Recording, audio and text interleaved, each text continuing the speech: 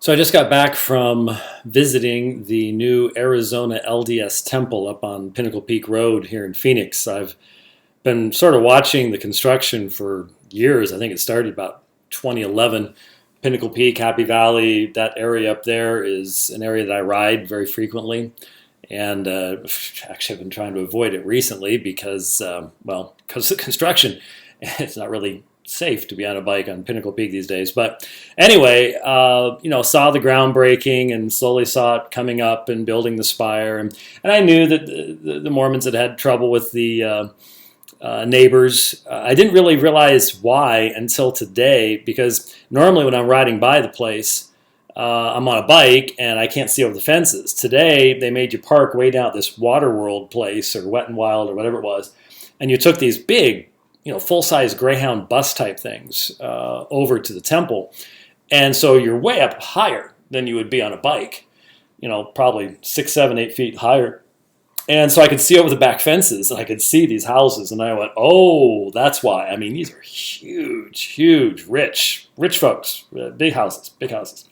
So I see now why there was the issues as far as, people were complaining and grousing, and I never supported that. Look, if they want to build a building, this is supposed to be America, and they can build their building. Anyway, it's probably one of the smaller. It's only it's less than 28,000 square feet, so it's probably one of the smaller LDS temples in the world because of that. But it's there, and this is the second temple that I've gone through the open house. The other was the Manhattan Temple, which is one of the only 2 temples in the world that's not a freestanding building, just simply because where you're supposed to find any place to build in Manhattan. And so it was, what I expected. It was a silent tour, unlike the one in Manhattan. So you just had to read the signs, and it's heartbreaking to see the just gross biblical illiteracy of Joseph Smith just continued on for decades after his death, obviously, over a century, obviously.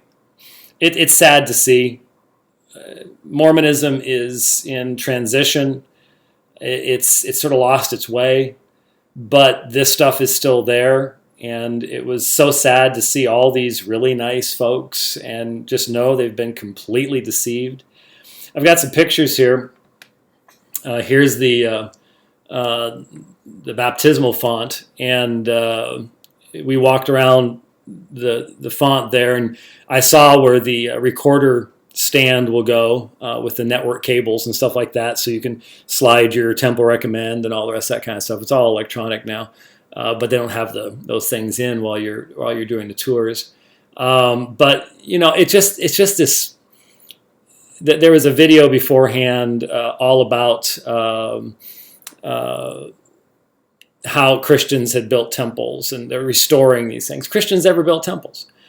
In fact, if I can get the link put together, I'll link beneath this to the debate that I did on that subject with an LDS representative, and I'll just be perfectly honest with you. It wasn't even close. It can't be. It's just facts are facts. History is history. And Christians never built temples. This whole idea about, priesthoods and temples and all the rest of that kind of stuff, it's just bogus. It's just part of the entire system that Joseph Smith came up with. And to see this baptismal font and to know that the people going in there think they hold the Aaronic and Melchizedek priesthoods and baptism for the dead and there's these rooms off to the side, the ceiling rooms and going back to Solomon's temple and all the rest of this kind of stuff, just absolutely amazing that it's there. And then here's the celestial room, pretty small celestial room. You got 4 little chandeliers here, and I mean it's nice. It's pretty small. I mean that's pretty much the entire size of it.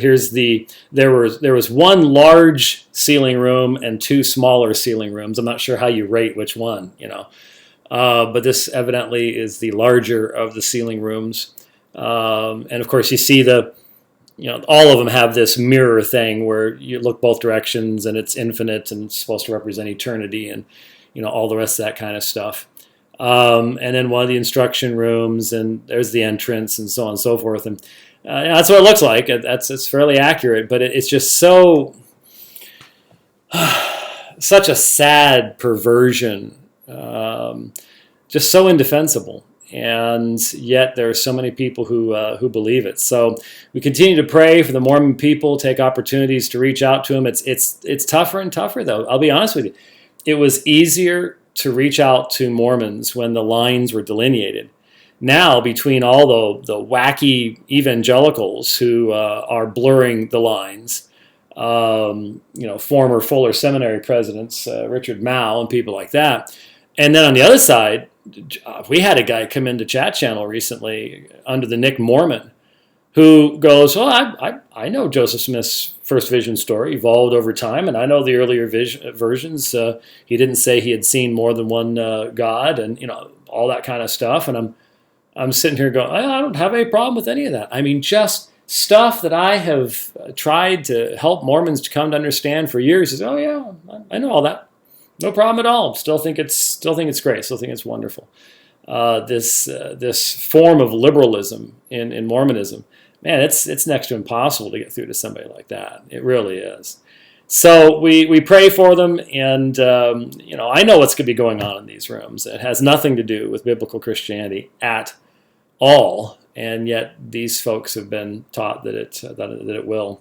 So we pray for them, and we continue to speak the truth to them and ask the Lord to bless those efforts. So a little trip through the LDS Temple, and now in Phoenix. I guess it's dedicated on November 16th. And pretty soon as I ride by, I'll look over there, and there'll be those folks, and they'll be going in to be baptized for the dead, and they've done their genealogy work, and others thinking they're going in to be sealed for time and eternity. And